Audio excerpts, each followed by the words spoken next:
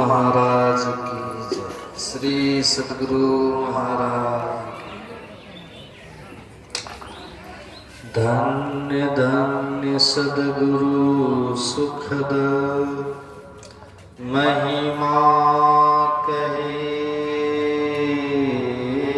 न जाए। जो कुछ कहूँ तुम्हारी कृपा, मोते कछु न बसा। बोलिए प्रेम से श्री सद्गुरु महाराज की।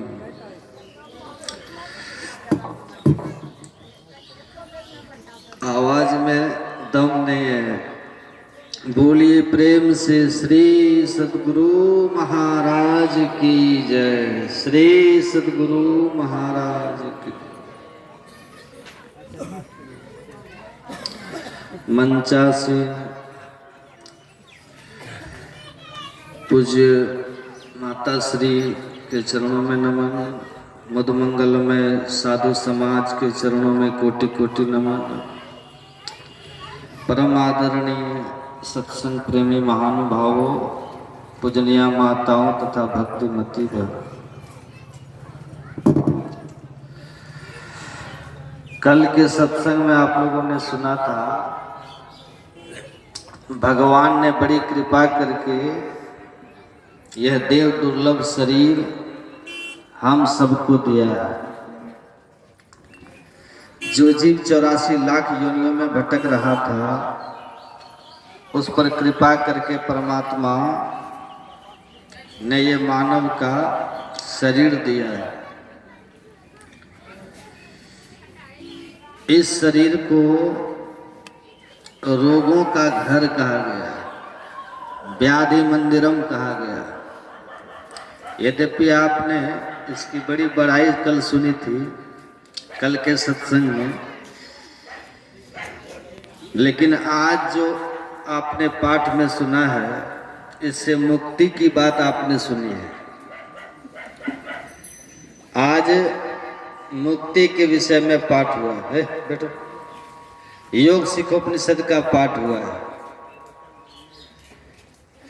कल जो आपने सुना था, कल भगवान श्री राम ने अपनी प्रजाओं को उपदेश दिया था, उसकी चर्चा हम लोगों ने सुनी थी। और अभी जो पाठ सुने हैं, कि भगवान शंकर ने ब्रह्मा जी को उपदेश दिया है। ब्रह्मा जी ने प्रश्न किया भगवान शंकर से, प्रभु इस जीव का उद्धार कैसे होगा, इस जीव का कल्याण कैसे होगा। ये शरीर तो है बहुत सुंदर, बड़ा उत्तम शरीर है ये, लेकिन इस शरीर में बहुत कुछ दुर्गुण भी है। भगवान कृष्ण कहते हैं, अठिनंग नगरंग कतंग मंस लोहित लेपनंग जथ जरा च मच्चु च मनोमखो च ओहितो। भगवान बुद्ध कहते हैं, इस शरीर के भीतर तरह तरह का रोग है, तरह तरह की व्याधियां हैं। और भगवान बुद्ध कहते हैं, इसी शरीर के भीतर में वृद्धावस्था भी है। इस वृद्धावस्था में बहुत कष्ट होता है। अंगं गलितम पलितम मुंडम दसन विहीनम जातम तुंडम कर्तम कंपित शोभित दंडम, ऐसा हो जाता है। वृद्धावस्था आती है, पैर लड़खड़ाता है, आंखें देखने में सक्षम नहीं होती, हम कान से सुन नहीं पाते, सभी इंद्रियां हमारी शिथिल हो जाती। बहुत दुखद क्षण होता है। और उससे भी जब मृत्यु का क्षण आता है तो बहुत कष्ट होता है जीव को। एक भक्त कहते हैं कि प्रभु, भगवान से कहते हैं, प्रभु प्राण प्रयाण समय कफपात पित्त हो कंठावरुद्ध स्मरण कुतस्ते। हे प्रभु, जब मृत्यु का क्षण आता है, मृत्यु की घड़ी आती है, कफ से, बात से, पित्त से गला अवरुद्ध हो जाता है। बहुत कष्ट उस समय होता है। उस समय स्मरण कैसे होगा? मृत्यु का क्षण बहुत दुखद होता है, बहुत कष्टकर होता है। जन्मत मरत दुसह दुख होई। दुसह का अर्थ होता है जिसका सह सकना बहुत कठिन है, जिसको हम झेल नहीं पाते, बहुत कष्ट होता है। तो जन्मने और मरने में बहुत कष्ट होता है। ब्रह्मा जी को सृजन का देवता कहा गया है, मतलब ब्रह्मा जी सबको बनाते हैं। तो हम लोगों का जो शरीर है ना, ब्रह्मा जी ने बनाया है। संपूर्ण संसार को बनाने वाले कौन? ईश्वर। लेकिन ईश्वर जिस शक्ति से बनाते वो रजोगुण है, और रजोगुण के देवता ब्रह्मा जी हैं। तो ब्रह्मा जी ने हम सबको बनाया है। और मिटाने के देवता है भगवान शंकर। वो प्रलयंकर है, प्रलय के देवता है। तो मिटाने का काम भगवान शंकर करते हैं, बनाने का काम ब्रह्मा जी करते हैं। हम इसको यूं भी कह सकते हैं, जन्म देने का काम ब्रह्मा जी करते हैं और मारने का काम भगवान शंकर करते हैं। तो जन्म भी दुखद है और मृत्यु भी दुखद है, दोनों दुखद है। पुनरपि जननम पुनरपि मरणम पुनरपि जननी जठरे सैनम। बारंबार मरना, बारंबार जन्मना और माता के जठराग्नि में जलते रहना।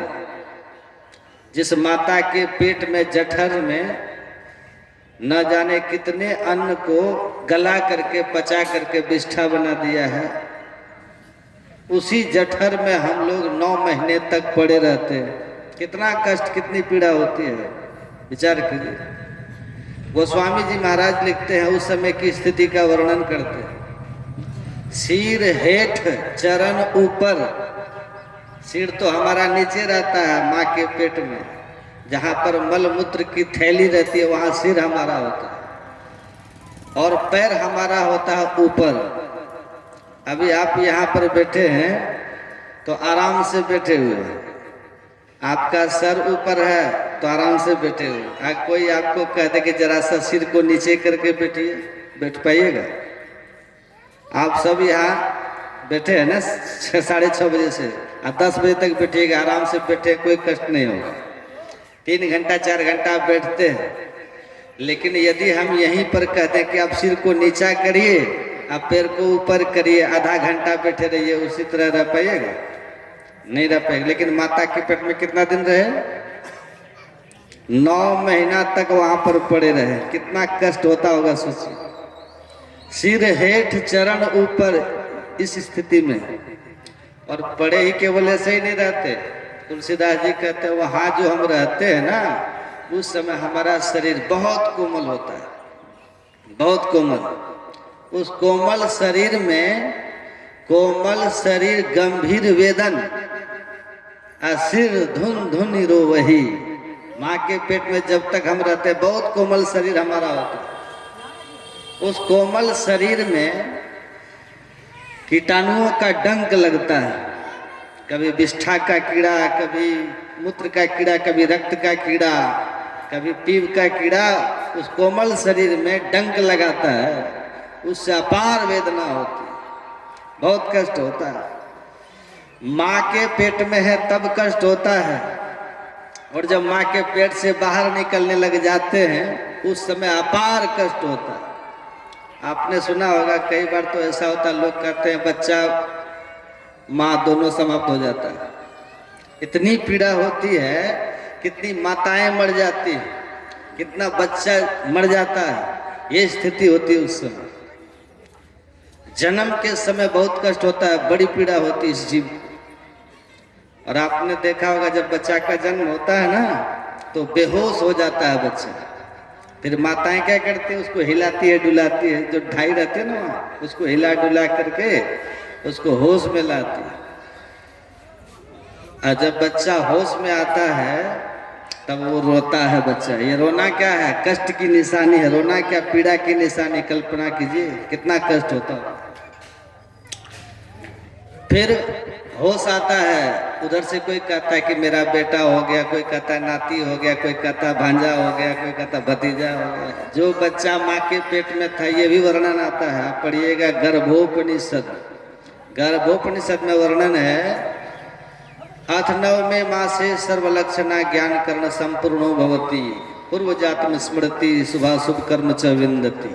जब बच्चा माँ के पेट में 9 महीने का होता है तब उनको अपने अनेक जन्म की बातें स्मरण में आ जाती है। अब भागवत में लिखा है 7 महीने का जब हो जाता है, जो भी हो, लेकिन याद आती है, सब कुछ वहाँ वो देखता है, अपार कष्ट का अनुभव करता वहाँ बच्चा। और वहीं पर हम सब जो थे ना माँ के पेट में, जितने हम लोग हैं सब, जब वहाँ उस कष्ट को अपार पीड़ा में देखते हैं, भगवान से वहाँ प्रार्थना करते हैं, प्रभु आपने कृपा करके मानव का तन दिया, बड़ी कृपा करी है। कल आपने सुना था, कबू करी करुणा नर देही, कृपा करके मानव का तन दिया। और वहाँ वो बच्चा भगवान से प्रार्थना करता है, विनती करता है, प्रभु हमें यहाँ से एक बार बाहर निकाल दीजिए, यहाँ से एक बार बाहर निकाल दीजिए, बड़ी पीड़ा हो। एक तो उल्टा है, ऊपर से कीड़ों का गंभीर डंक है, वेदना है वहाँ, विचार करिए, जरा सा हिल नहीं सकते, डोल नहीं सकते। और यदि उस समय माताएं कुछ चटपटा चीज खा लेती है, कोई तीता चीज खा लेते, तीखा खा लेते, तो जैसे आपके घाव पर कोई नमक छिड़के ना, मिर्ची घिसे, कैसा लगेगा, वैसी पीड़ा होती है उससे, बड़ा कष्ट होता है। वहाँ हम प्रार्थना करते हैं, प्रभु हमको यहाँ से निकाल करके बाहर कीजिए। अबरी की बार बकसू मोरे साहब, जन्म जन्म के चिरिए, चरण कमल में हृदय लगाया, कपट कागज सब फाड़ी है, प्रभु एक बार यहाँ से बाहर कीजिए। हम बार आते हैं, बेहोश हो जाते हैं, होश आता है, हम किसी और के बन जाते हैं, हम किसी का पुत्र बन जाते हैं, किसी का नाती, किसी का भांजा बन जाते हैं, किसी का पोता बन जाते हैं, किसी का भाई बन जाते हैं, किसी का पति बन जाते हैं, किसी की पत्नी बन जाते हैं। लेकिन जिन्होंने हमको उस पीड़ा से, उस वेदना से, उस गंभीर कष्ट से बाहर निकाला, हम उन्हीं को भूल जाते हैं। और फिर भूलने का परिणाम क्या होता है? भूलने का परिणाम ये होता है कि जो भगवान ने हमको 84 लाख की योनियों से निकाल के मनुष्य बनाया, हम मनुष्य बने 84 से निकल करके अब फिर 84 लाख में चले जाते हैं, फिर उधर चले जाते हैं, बड़ा कष्ट होता है। 84 भुगती घनिया बहुत सही जम्मा, बहुत मार सहते हैं। यही ब्रह्मा जी इसीलिए जाते हैं भगवान शंकर के पास। ये जो योग सिखोपनिषद का भी पाठ सुने ना, योग सिखोपनिषद, इसका पाठ आपने सुना। योग सिखोपनिषद में भगवान शंकर के पास ब्रह्मा जी गए और ब्रह्मा जी से कहते हैं, भगवान इस जीव का कल्याण कैसे होगा, इस दुखों से इसका उद्धार कैसे होगा, आप कृपा करके बतलाइए, बहुत कष्ट इस जीव को है। ब्रह्मा जी पूछ रहे हैं। ब्रह्मा जी गए भगवान शंकर के पास। जब ब्रह्मा जी ने प्रश्न किया तब भगवान शंकर बड़े प्रसन्न हो गए। अच्छा, भगवान शंकर के पास क्यों गए हैं ब्रह्मा जी? कारण क्या है? भगवान शंकर समाधिस्थ महापुरुष है। समाधिस्थ, जो समाधि में रहते हैं उनको क्या होता है?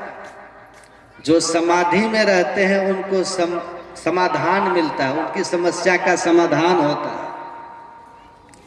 समाधि में रहने वाले जीवन का समाधान पाते हैं, जीवन का एक निर्णय प्राप्त कर लेते हैं, समाधान प्राप्त कर लेते हैं।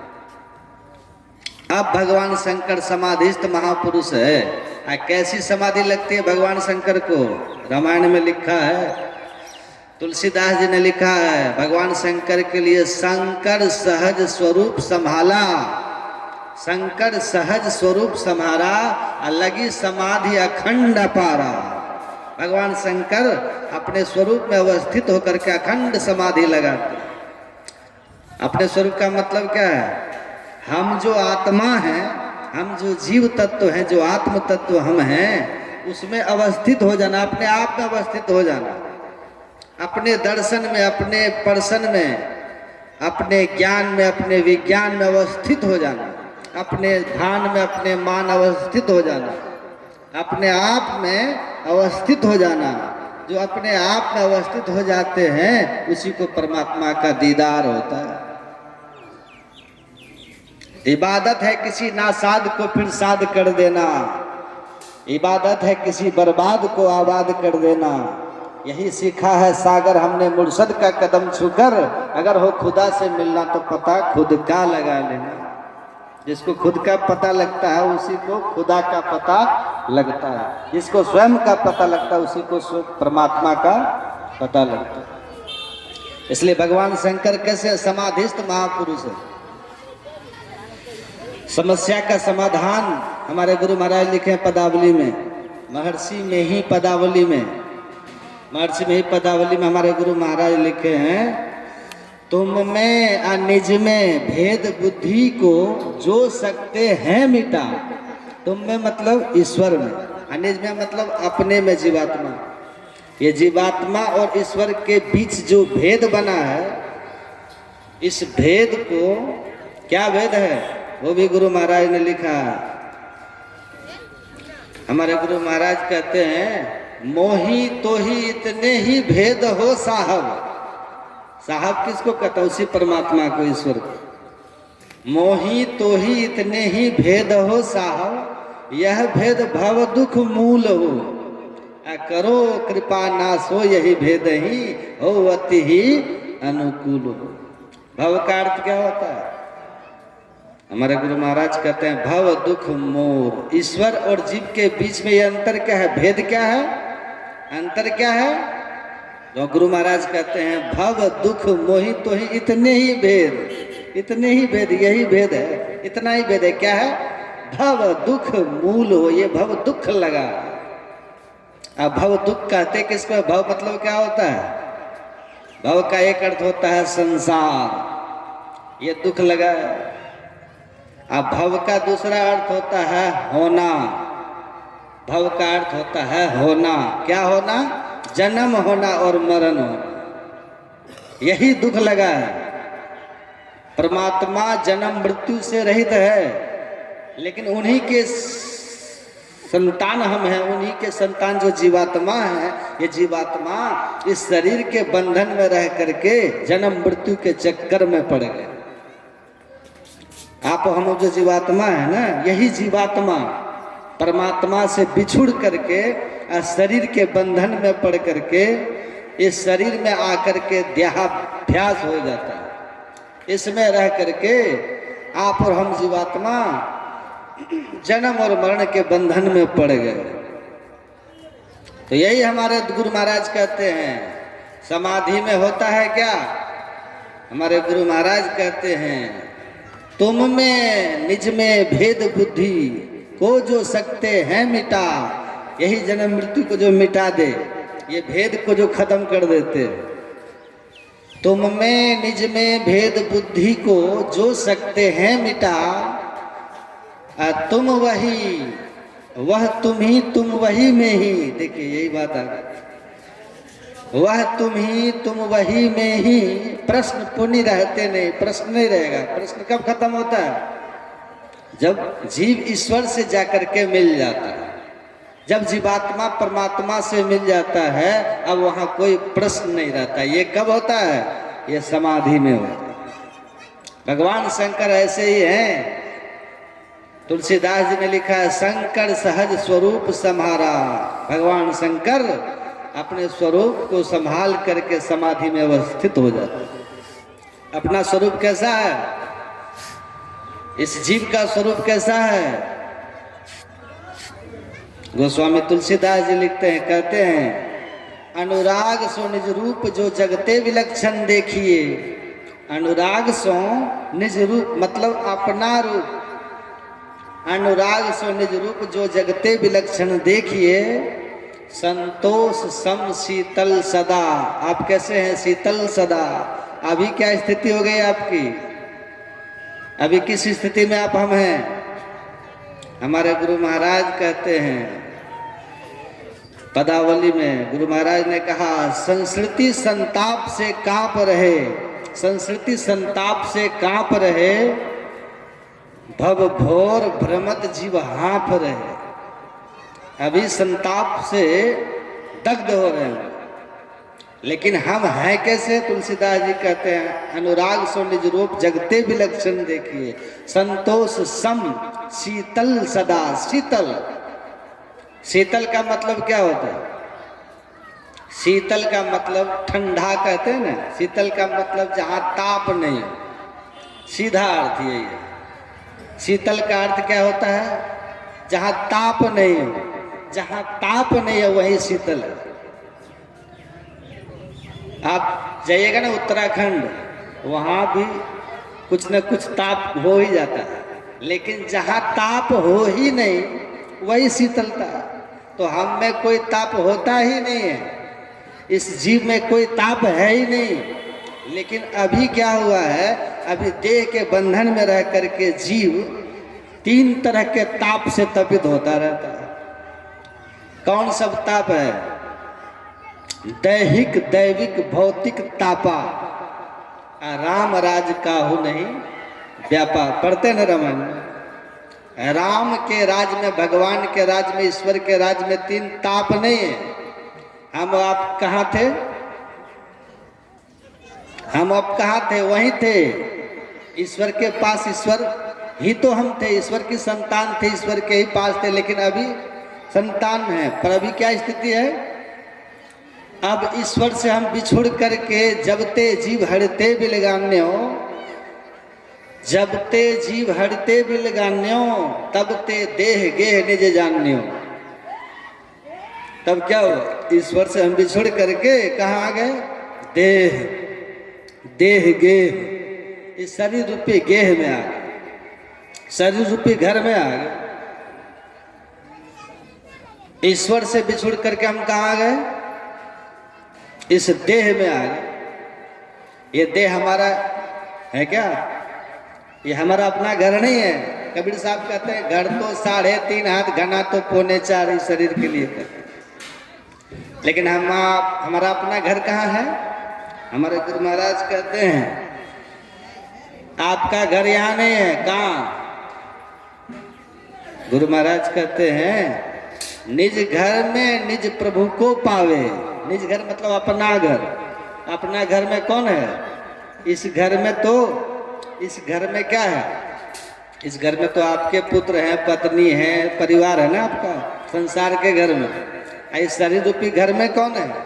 इस शरीर रूपी घर में आपके साथ मन है, बुद्धि है, चित्त है, अहंकार है।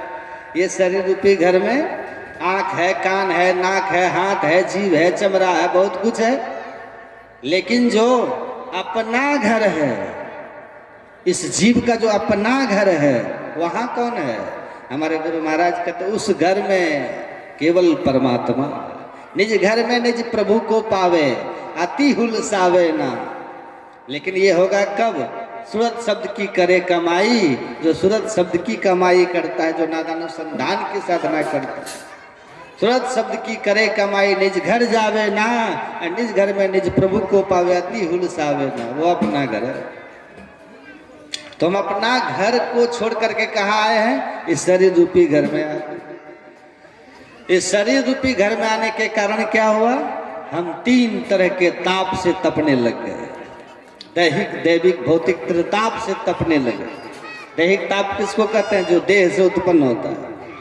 इस देह में कभी कफ बढ़ जाता है, कभी पित्त बढ़ जाता है, कभी वात बढ़ जाता है, इस तरह तरह का रोग हो जाता है। इसलिए कभी टीबी धरता है, कभी साइटिका होता है, कभी कैंसर धरता है। कौन कौन रोग इस शरीर में होता है? वो दैहिक ताप। और दैविक ताप होता है जो अचानक हो जाए। आप रास्ते चल रहे थे, गिर गए, नाक टूट गई, नाक झड़ गई। छत पर से कितने लोग गिर जाते हैं, मर जाते हैं। देवात जो कष्ट हो जाता है, अचानक जो घटना घटे। और भौतिक किसको कहते हैं? एक से जो दूसरे को कष्ट होता है, प्राणी से प्राणी से को जो कष्ट होता है। जब नारद जी अपने पूर्व जन्म में थे, उनकी माँ को सांप ने काटा था, मर गई थी। अभी भी गांव घर में होता है, सांप काट लेता है, वो मर जाते हैं व्यक्ति। सिंह झपट्टा मार के मार देता है, बाघ खा लेता है, मार देता है। व्यक्ति से व्यक्ति को कष्ट हो जाता है, पिता से पुत्र को कष्ट हो जाता है, माँ से बेटे को, बेटी को माँ से कष्ट हो जाता है। ये सब क्या है? ये भौतिक कष्ट है। अब मानसिक कष्ट भी होता है, मन में तरह तरह का विकार, मन में तरह तरह का संताप, इससे भी जीव को कष्ट होता है। काम विकार, क्रोध विकार, लोभ विकार, ईर्ष्या, द्वेष, छल, कपट, ये तरह तरह का मानसिक विकार, इससे भी जीव को कष्ट होता है। हम हैं शीतल लेकिन तप रहे हैं, हम तपित हो रहे। संतोष सम शीतल सदा तप, हम देह रहित हैं पर देह के बंधन में। तुलसीदास जी कहते हैं निर्मल निरामय एक रस तेहि हरस शोक नहीं व्यापही। हम ऐसे हैं त्रैलोक पावन जाकी सदा ऐसी है। ऐसे भगवान शंकर है। भगवान शंकर समाधिस्थ महापुरुष हैं। और समाधि में क्या होता है? समाधान। गुरु महाराज की जीवनी पढ़िए ना। हमारे गुरु महाराज बैठे रहते थे और बैठे बैठे समाधि हो जाती थी, गला झुक जाती थी ऐसे। और कभी काल तो ऐसा होता था, पूज्यपाद महर्षि संत सेवी परमहंस जी महाराज उनको भोजन कराते थे। टेबल रहता था, टेबल पर थाल में परोस करके ले जाते थे खिलाने के लिए। बहुत कम खाते थे, केवल हल्का सा। क्या देह में चमक थी, वो तपस्या का तेज। एक और मुंह में दे देते थे, कभी कुछ अन्न भी लेते थे, या मुंह एक चम्मच मुंह में दे दिए, मुंह में गया, अब आधा घूट बाकी है, इतने में समाधि लग जाती थी। गुरु महाराज क्षण क्षण मन ध्यान रत श्रुति रमे धुन राम सुन, ध्यानस्थ हो जाते थे। अभी तो हम लोग ध्यान करना चाहते पर होता नहीं, क्या क्या हो जाता है। हमारे गुरु महाराज, एक चित्र आप देखिएगा इनका, लाठी हाथ में पकड़े हुए हमारे गुरु महाराज, हाथ में लाठी है, खड़े हैं, एक शिष्य पकड़े हुए हैं, उस खड़े खड़े ही समाधिस्थ हो गए, गला झुक गया है खड़े खड़े समाधि में। भोजन करने के समय एक और मुख में लेते थे, समाधिस्थ हो जाते थे, गला झुक जाती थी, तब फिर रुक जाते थे, तब नहीं खिलाते थे, प्रतीक्षा करते थे समाधि जब उठेंगे तब खिलाएंगे, दूसरा कोट जाएगा। इसको कहते हैं समाधि। यह साधारण बात है, इसी के लिए हम लोग मनुष्य बने। समाधिस्थ हो जाते थे, अब फिर कुछ देर के बाद फिर समाधि टूटती थी, फिर दूसरा कोर मुंह में जाता था। वशिष्ठ जी ने राम भगवान से कहा, हे राम भोजन करो, एक कौर के नाम लिए बिना भीतर न जाए। एक और भी भगवान को निमित्त बना करके वशिष्ठ जी ने सबके लिए कहा। भगवान तो भगवान है, लेकिन यहाँ देखिए क्या है, भोजन कर रहे हैं लेकिन समाधि लग रही। कितनी ऊंची बात है, पराकाष्ठा की बात। बैठे हैं, समाधि लग गई। शंकर सहज स्वरूप संभाला, लगी समाधि अखंड अपारा। ये समाधिस्थ महापुरुष हैं, जिनके जीवन में किसी तरह की समस्या न हो, जिनके जीवन में किसी तरह का कष्ट नहीं रहा, जो तृप्त है, पूर्ण काम है। अब किसी चीज की कामना नहीं, कोई उत्तर नहीं चाहिए, कुछ नहीं चाहिए, बस वही पूर्ण काम है। हमारे गुरु महाराज जी को एक महात्मा ने पत्र लिखा था। पत्र में लिखा कि मुझे सार शब्द प्राप्त है। सार शब्द आप समझ रहे क्या होता है? सार शब्द कहने का मतलब परमात्मा से उत्थित नाद, अव्यक्त अनादि अनंत जय अज आदि मूल परमात्मा, जो परमात्मा है वही प्रथम स्फुटित पाराधारा, जिनसे कहिए स्फोट है स्फोट वही, उद्गीत वही, वो जो परमात्मा का नाद वही सार शब्द है। अभी हम यहाँ बोल रहे हैं ना प्रवचन, बहुत लोग आते हैं उधर से ढूंढते हैं कि संदीपानंद बाबा किधर है, संदीपानंद बाबा किधर है? देखिए कितने लोग कहाँ से बैठे हैं, बैठे हैं ना, पहचानते हैं किन्हीं किन्हीं को, कहाँ कहाँ से लोग आए हैं, तो आके बैठे हैं। तो लोग दूर से सुनते कहाँ सत्संग हो रहा है, सुन लेते, कह रहे वो वहीं हो रहा है, संदीपानंद बाबा आए हैं, आवाज सुन करके आ जाते हैं। इसी तरह से परमात्मा का शब्द हो रहा है, और उसी शब्द से सारी सृष्टि हुई है। साधो शब्द साधना कीजिए, जय शब्द से प्रकट भय सब सोई शब्द कही लीजिए। वो परमात्मा का शब्द है। वो शब्द को जो पकड़ ले वो परमात्मा के पास ही पहुंच जाता है। वो साधारण शब्द नहीं है, उसको जो पकड़ ले वो परमात्मा के पास पहुंच जाते। वो शब्द क्या, उसको शब्द ब्रह्म कहा गया। वो शब्द को ब्रह्म भी कहा गया है। In the beginning was the word. शब्द क्या होता है? ईश्वर के साथ। शब्द ईश्वर के साथ होता है, ईश्वर से उत्थित है वो शब्द। सृष्टि के आरंभ में शब्द था, वो शब्द ईश्वर के साथ था और शब्द ही ईश्वर था। तो वो महात्मा पत्र लिखते हैं हमारे गुरु महाराज को कि मुझे वो सार शब्द प्राप्त है। अब इसके आगे कौन सी साधना है, आप हमको पत्र के द्वारा सूचित कीजिए, जनाइए, तब फिर मैं आगे की साधना करूंगा। ये प्रश्न है। हमारे गुरु महाराज ने उत्तर दिया उनको। हमारे गुरु महाराज ने लिखा कि मुझे पूर्ण विश्वास है जिनको सार शब्द की प्राप्ति हो जाती है, जो परमात्मा के उस नाद को सुन लेते हैं, अब उनको किन्हीं से कुछ पूछने की जरूरत नहीं पड़ती। वो सर्वज्ञ हो जाते हैं, उनको समाधान मिल जाता है, समस्या का समाधान हो गया। यदि आपको सार शब्द मिल गया है तो आपको मुझसे पूछने की कोई आवश्यकता नहीं है। और यदि आप कहते हैं कि सार शब्द भी मिल गया है और आप मुझसे पूछना भी चाहते हैं, इसका मतलब वो सार शब्द नहीं है, तो वो सर्वज्ञ हो जाते हैं।